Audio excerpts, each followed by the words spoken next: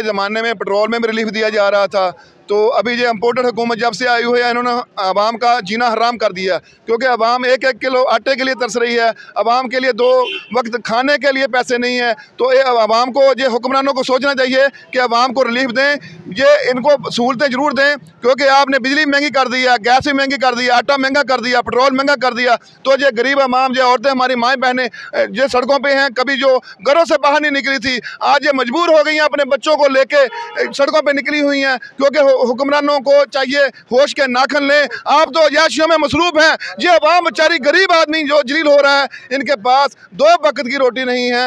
आप इनका खदारा सोचिए, नहीं तो हमारी अवाम खुदकशियों पे मजबूर हो जाएगी। अगर खुदकुशी हराम ना हो, हमारी जो बच्चियां जो थी 4 दीवारी में रहने हमारी कौम की बेटियां, हमारी बेटियां हैं, जो भी है सब हमारी बेटियां जो लाइनों में लाके गैर मर्दों के सामने आटा लेती है और घी लेती है, और जो बाहर निकलना नहीं चाहती थी अब वो रोडों पे आ गई है। हुकूमत हमसे क्या चाहती है?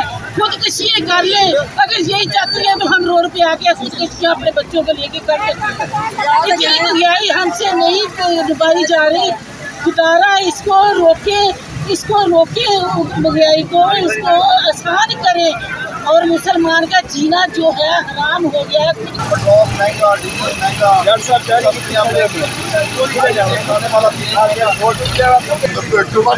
आवाम और ख़ास तौर पर ये औरतें, ये माएँ बहनें, इसलिए सरापा एहतजाज है कि कहाँ अपना इलेक्शन कराया जाए और हमारा पाकिस्तान का वज़ीर आज़म होना चाहिए, इम्पोर्टेंट वज़ीर आज़म से हमारी जान छुड़ाई जाए।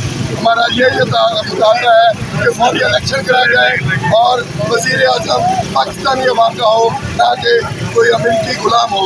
ये हमारी अमेरिकी गुलामों से जान छुड़ाई जाए, हमारा ये मुतालबा है। हम महंगाई के खिलाफ एहतजाज में शामिल हुए हैं। ये औरतें मजबूर आटे से तरस रही है, जो लोग